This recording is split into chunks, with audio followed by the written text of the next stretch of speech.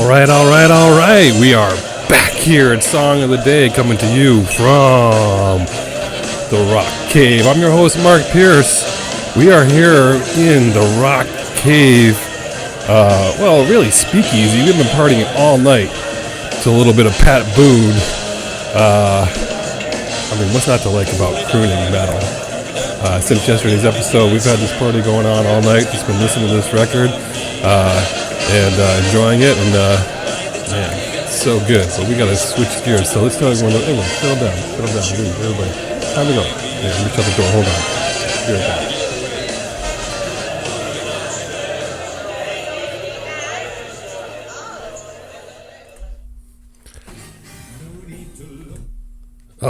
All right, we are back. It's been a long night, man. We've been all night at the Rock Cave Speakeasy, just crooning it out to Pat Boone and his In a Metal Mood. I know you guys enjoyed that yesterday. You must have rocked out to it, and we just, all the flappers are gone.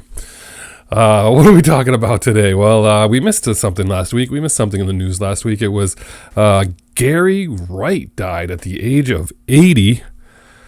A week ago Monday, September 4th, Labor Day, he passed away. And we have to talk about Gary Wright here in the cave. New Jersey born guy, and started off in TV, really, as a child. I think he was a young kid, and he was on Captain Video TV commercials. In 1954, he was in Fanny on Broadway.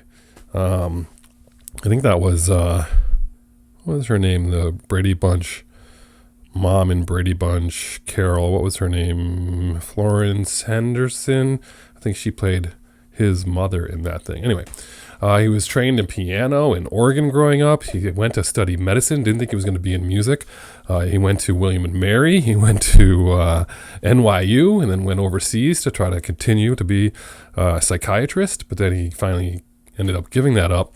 And all that time he was in bands and doing all kinds of music. And then when he gave up medicine, he formed the band Spooky Tooth. Anyone remember Spooky Tooth? They didn't really, they got some pretty good reviews, but didn't really have any huge hits. Supposedly their best album is Spooky 2. And on that record is a song that he wrote called Better by You, Better Than Me. Raise your hand if you remember that title. Better by You, Better Than Me was written by Gary Wright.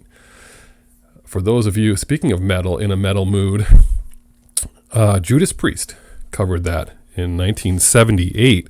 And if you recall, in 1990, there was a lawsuit, got a lot of press, saying that someone had committed suicide after playing that record because there were subliminal messages in the recording that said, just do it, just do it. And that's what caused this person to commit suicide. So anyway, that's what that song, they changed the song up. Obviously, they made it heavier and did a bunch of stuff, but that's where that song came from.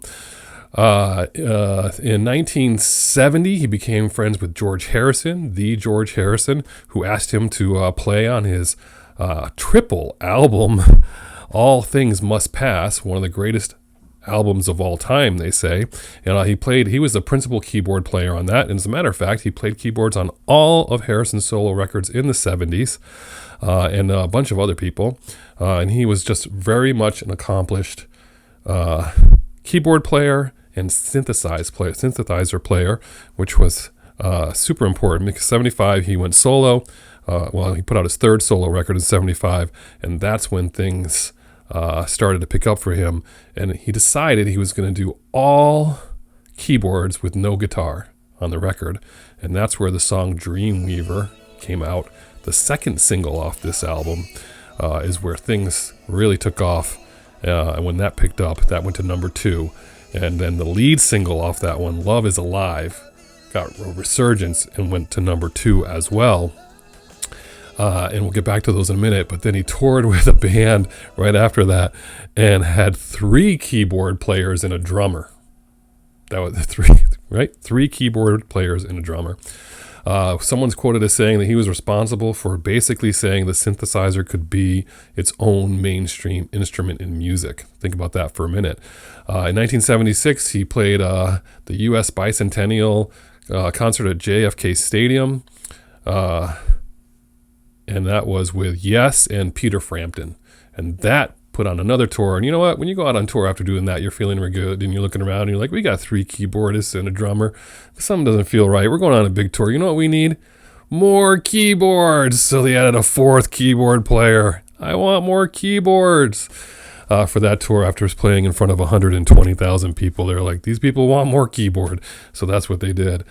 Anyway, after that, mixed success on and off with putting out records and touring with Ringo Starr and his all-star band.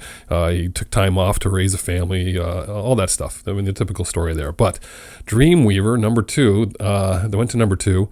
I have a love-hate relationship with that record because I don't know if I really liked it growing up. I think it would come on and I'd be like, oh man, this song is so long. And I think I would change it a lot. I appreciate it a little bit more now. But boy, I kind of struggled a little bit with Dreamweaver. And then it wasn't until I was an adult that I heard Love is Alive, thanks to satellite radio. And I was always like, who is this? And I'd look and I'd be like, wow, he had another song. I'd never heard Love is Alive in high school and college. They must have been playing it. I must not have been paying attention, but Love is Alive is an awesome song. I love that song. That's a great song. That is your song of the day, is Love is Alive. But of course we'll put Dreamweaver under there. Have to. It's his signature song. But Love is Alive is awesome. So Gary Wright, dead at 80. We're almost up to 8 minutes. We're getting close to that. So those are your songs of the day, both of those. But Love is Alive is my choice. Gary Wright. Rip. So, whatever you're doing today, I hope it involves music.